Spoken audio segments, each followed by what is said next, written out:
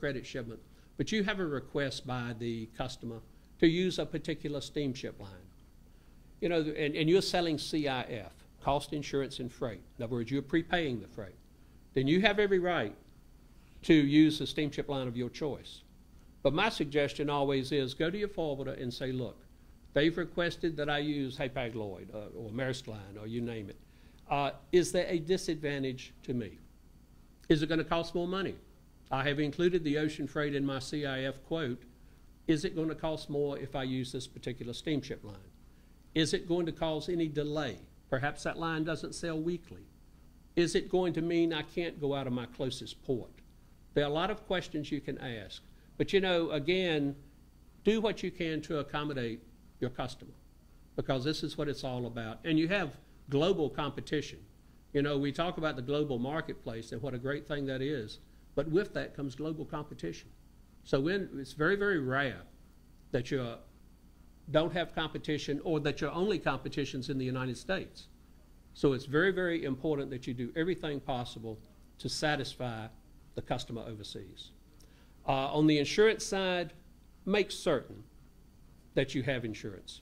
Marine insurance in particular, the ocean carriers on a container as an example, be it a 20-foot, a 40-foot, a 45-foot container, the maximum liability assumed by the ocean carrier is $500.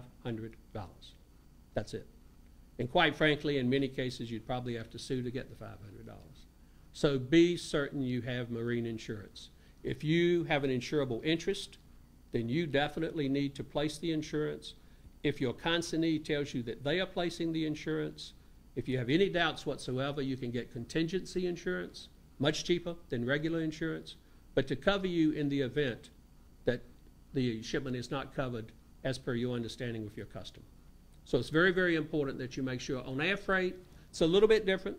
The airline has a much higher level of liability, basically $20 a kilo. And the only thing is you can get in situations where you have to prove negligence. So again, it's best to have insurance. And the rates are very, very nominal. So be certain that you check into that, particularly if you do have an insurable interest. Getting back to your commercial invoice for just a moment, you also find going with the invoice many times, well, I say many times, at times, there will be requirements for additional documents to accompany the invoice, such as a certificate of origin. Most countries have tiered duty rates, depending on the country of origin of the goods. And by country of origin, we're not generally talking about shipping origin, we're talking about manufactured origin. So if you're shipping articles that you imported from China, as an example, there was no further manufacturing, the country of origin would be China, not the United States. This is also very important, because if a shipment gets to destination, you've declared it USA origin, customs happens to take a look at that shipment, it's your day in the barrel, so to speak, then your consignee can have big problems with duty and with customs. You don't want to have problems with customs, because at the very least, it's going to delay the goods being cleared and delivered, and worst case scenario, they could be confiscated. So it's very, very important that you take care to address this in the beginning. You can have consular documents. These are documents to a very small number of countries now, actually, that are specialized commercial invoice forms where the information from your invoice basically is put on this special form in a special format, and prior to shipment, you have to have it legalized by the consul of that country in the United States. We're seeing less and less of that. Years ago, there were a lot of countries that required that. It's very unlikely you're going to run into this, but if you do, that's an additional document that your freight forwarder can prepare. And generally speaking, you know, I said a few minutes ago, some of our customers do virtually everything themselves. Others leave virtually everything up to us as a freight forwarder. In most cases, we end up completing the documents. In other words, we get the commercial invoice, the packing list from the shipper, along with the shipping instructions, a copy of the letter of credit if there's one involved, and we will take it from that point as far as preparing the documentation. And by the way, let me just say one thing about letters of credit, and I know you have another section on letters of credit, on banking.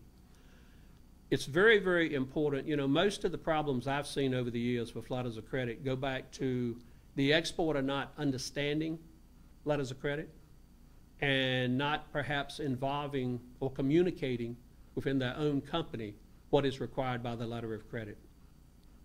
You know, at times people say, well, I have a letter of credit. That's money in the bank.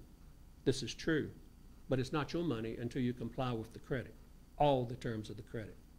And you can have a discrepancy. It can be a misspelled word. It can be a late shipment. It can be any number of things.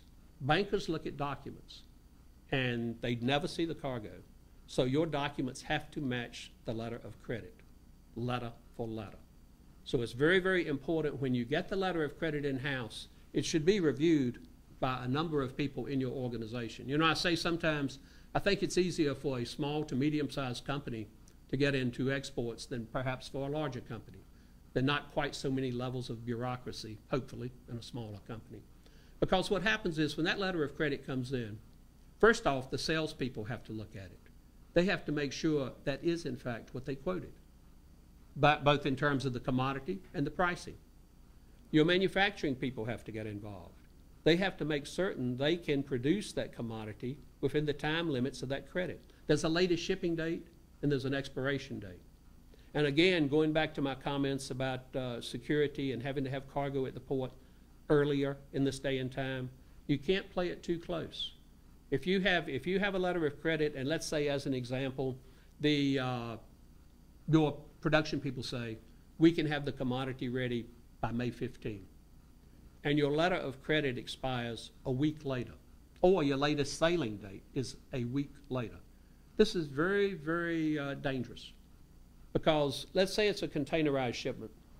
Once you get the goods loaded in that container, you're pretty much tied to that steamship line. Now let's say you get your cargo to the pier within that week, and it has to be there, keep in mind, at least 24 hours before the loading of the vessel.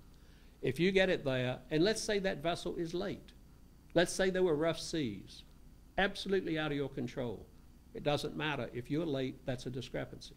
Let's say the ship is overbooked, and your cargo is, as we say in the industry, rolled to the next sailing. Absolutely beyond your control, but again, you would have a discrepancy. So you need for that window between the date your goods will be available and the date the ship sails to be at least 2 or 3 weeks, at least, depending on the country you're going to and the service available. So this is something that's very, very important. Who else would take a look at it? Your packing people, your people in the area that do your export packing. They would take a look to make